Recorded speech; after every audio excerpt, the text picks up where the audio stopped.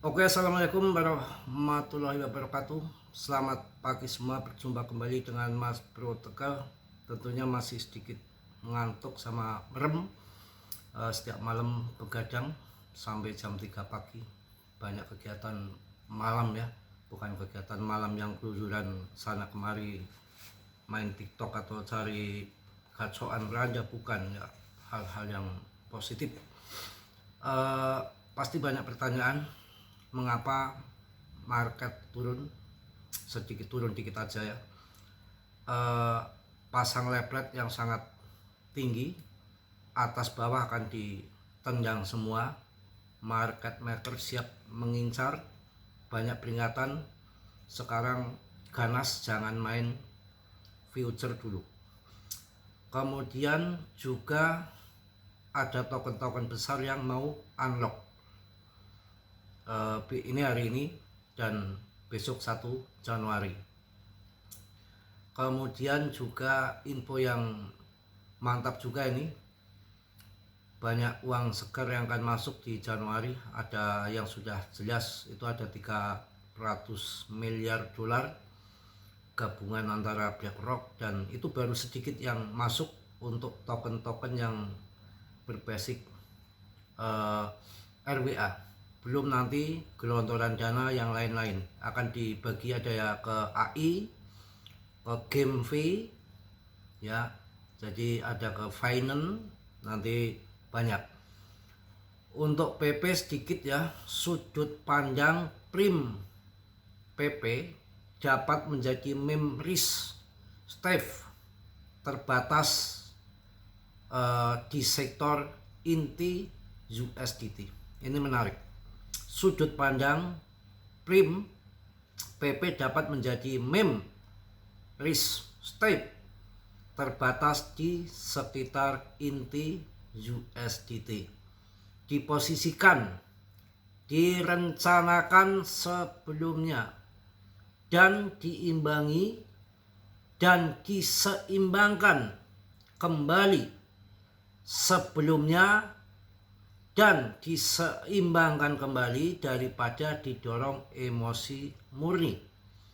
Ini meme coin yang tidak bisa diragukan kapan ke depan, yaitu yang terjadi. Sudut pandang prim, pikiran dalam aturan alokasi persen maksimal, band review berbasis waktu, sehingga PP adalah satu ekspasur terlacak dalam rencana terstruktur, bukan semuanya promo ya. Resiko prim membantu membingkai pasar dengan struktur yang lebih tenang. Koin meme sangat volatil. Ini untuk meme coin semua kan volatil, tapi kalau volatil yang scam ataupun rupul bahaya. Jadi PP ini sudah terstruktur, sudah terencana, nggak ngasal meme coin. Jadi kalian CL, kalian PP, GZ akan adopsi, nambah muatan terus. Terlacak, kalian bisa cek di Certik, itu update terus itu. Bulan lalu, bulan ini, entah seminggu. Pokoknya kalau ada perubahan dari pergerakan yang memang di Certik, di sana di audit Certik itu, di sana tetap ada pembaruan. Token-token yang mau unlock dulu ya. Hari ini ada juga yang membuat market agak turun dikit. Nggak soal nanti banyak yang dana-dana besar akan masuk di Januari. Maaf masih agak ngantuk. Ini ada 3 token yang unlock yang wajib dipantau minggu ini ya. Jadi yang pertama adalah, ini termasuk proyek-proyek besar kawan ya. Jadi pasar kripto akan menyambut token baru senilai lebih dari, besar loh ini, 585 juta dolar dalam 7 hari ke depan. Ya ini nih, dalam 24 jam kemarin ada 700 miliar dolar yang kena likuidasi pasang short. Ini nanti kalau mungkin sudah berubah ke ngelong, makanya agak dibanting dikit, tapi ini memang akan menyambut token baru nilainya besar juga, 585 juta dolar dalam 1 minggu ke depan. Jadi proyek-proyek besar ini ada Hyperliquid, Sui, dan Icon Clone ya. Icon Clone ataupun Icon akan merilis token tambahan di dalam sirkulasi. Pertama, si Hyperliquid ataupun HIP ini hari ini tanggal 30 jumlah token yang akan dirilis 9,92 juta HIP, 0,992% dari total supply.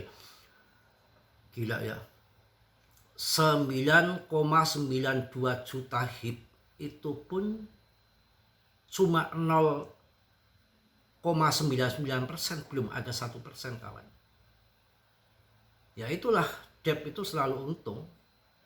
Ngerinya kan kalau unlock begitu kan harga turun. Makanya yang menarik, terstruktur, terencana itu PP.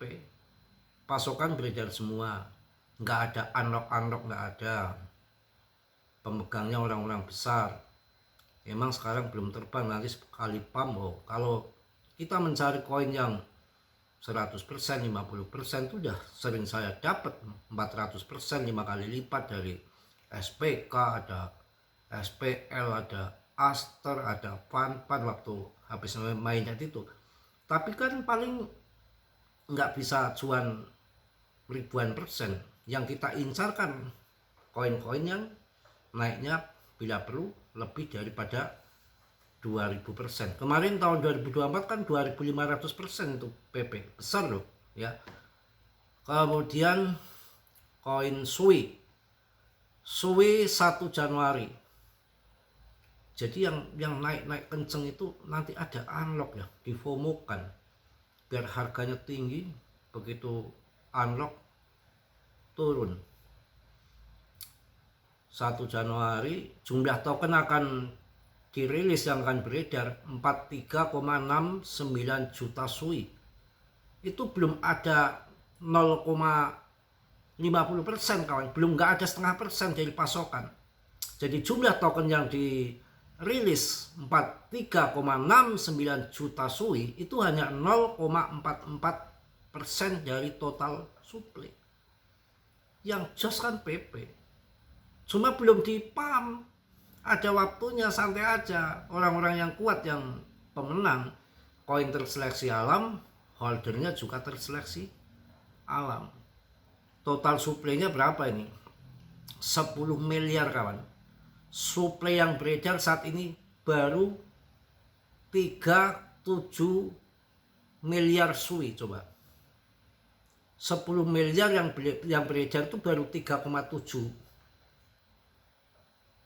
miliar, baru belum ada 4%. Coba kayak apa? Suplainya masih banyak ya. Kemudian Icon Clone ini tanggal 1 Januari juga, tapi saya nggak pernah Icon ini saya jarang nggak pernah bahas, dan saya belum riset ini. Barangkali teman-teman kita yang di YouTube banyak yang punya token unlock 1 Januari, jumlah tokennya akan dirilis 36,82 juta icon ataupun 2% dari total supply, baru 2%. Supply yang beredar 494,59 juta icon ya, yang kemudian untuk total supply-nya masih 1,7 miliar G. Mabok. Yang tinggal cetak doang kok. Ya cetak awal ya.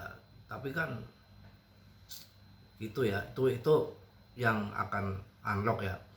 Kemudian kita akan melihat untuk lonjakan token RWA itu yang ada gunanya di dunia nyata, bukan ada koin baru RWA namanya RWA kalian beli, enggak. RWA itu adalah koin yang ada utilitas di dunia nyata. Tentunya yang laku juga. Hampir lebih dari 50% itu yang namanya di top CMC 100 itu termasuk koin RWA itu. Ya ETH ya RWA, Solana RWA. Cuma ada yang bagus, ada yang investornya banyak, ada yang enggak. Finance RWA enggak? Ya jelas banget. Yang namanya finance bisa pinjam uang, pinjam koin dibelikan mobil, rumah, buat nikah. Ada di PP di Jepang itu kan sudah sebagai alat pinjaman, makanya berani stok banyak, dan Jepang itu sangat ketat, nggak sembarangan ada meme coin di listing di sana. Jangankan meme coin, altcoin saja di sana nggak semudah itu untuk masuk di Jepang itu. Kok PP bisa? Ya, karena ada kodok itu. Kalau di Cina itu naga, kalau di Jepang itu keberuntungannya adalah binatangnya kodok hijau.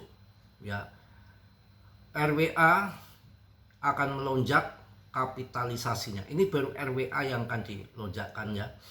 Kapitalisasi untuk aset nyata yang ditokenisasi RWA diharapkan mencapai 300 miliar dolar, menandakan peningkatan 10 kali lipat dari nilai aset saat ini. Berarti nanti bisa naik 10 kali lipat koin-koin yang RWA. Tapi kan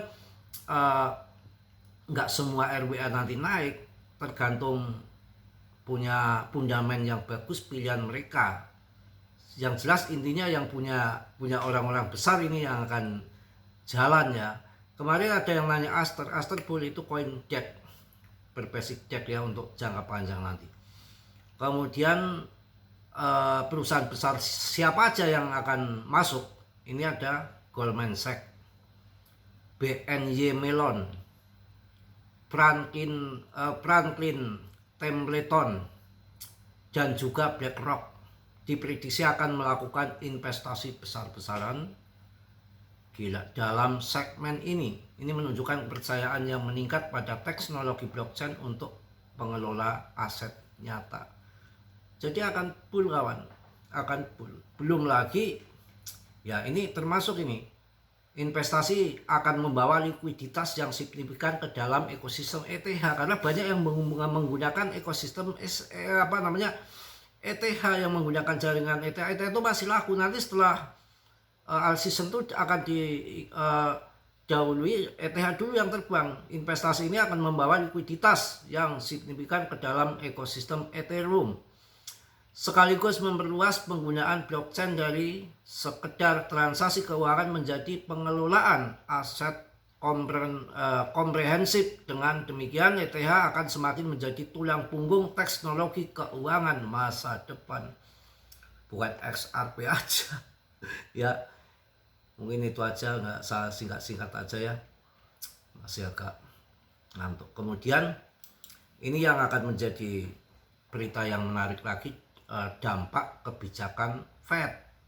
Ternyata Fed akan pangkas suku bunga, karena sejak November BTC telah diperdagangkan jauh di bawah rata-rata pergerakan 365 hari, 365 hari yang merupakan level dukungan kritis. Ini menandakan pemutusan tren naik struktural ya, yang dimulai tahun 2023. Kebijakan suku bunga yang lebih rendah biasanya akan menjadi katalis positif untuk aset berisiko termasuk kripto yang cenderung mengalami kenaikan dengan injeksi likuiditas baru.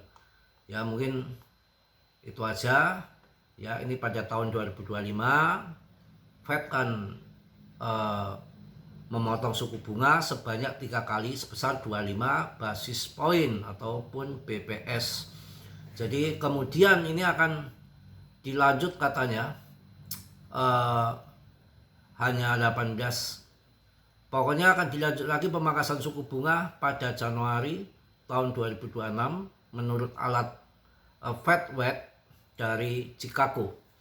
Ya mudah-mudahan lah ya pangkas lagi untuk supaya paham lah ya. Saya pesen dikit ya, nanti kalau yang masih cinta meme coin, saat meme coin jatuh 2027, nanti lagi setelah tahun 2028 halving BTC, kalian jangan sembarangan masuk meme coin.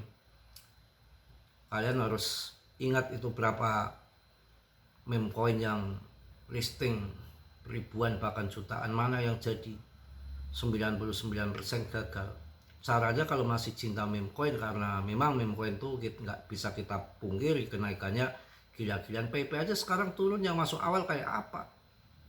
Orang teman saya di grup aja ada yang beli 4 juta masih dapat 4 miliar koin. Pertama 1 juta IDR dapat 1 miliar koin lebih di KuCoin. Dia cerita jual 2 miliar koin PP dapat berapa? 800 juta. Apakah enggak gila? Ya kan? Itu kawan. Jadi nanti kalau pas bear, maksudnya khusus BTC, kalau meme coin ya masuk PP lagi yang sudah punya komunitas, yang punya fundament ataupun ada bos GZ di situ. Nah, nanti kalau ATH-nya umpamanya Rp1 untuk yang akan datang, ya kita setengah ATH sudah potong. Kita melihat pelajaran dari SIBA, daripada koin-koin yang lain waktu jatuhnya SIBA masih mending masuk SIBA 0,1 kemarin, tahun 2024 masuk juga di 0,6. Artinya kan naik 6 kali lipat, mending daripada koin-koin yang kita beli koin rupul yang nggak jelas itu ya. Oke, mungkin kesimpulannya itu aja. Nunggu dampak kebijakan Fed yang akan dipangkas lagi, seperti katalis tadi yang besar-besar akan adopsi, akan masuk besar-besaran, diperkirakan 10 kali lipat. AMC-nya 300 miliar dolar yang akan masuk koin RWA. Di situ ada Goldman Sachs, ada si BlackRock. Biasanya kan kalau setelah tutup buku akhir tahun sudah cukup semua, hitung-hitungan udah beres, kalkulasi udah oke, baru nanti awal tahun lagi dia akan mulai investasi lagi.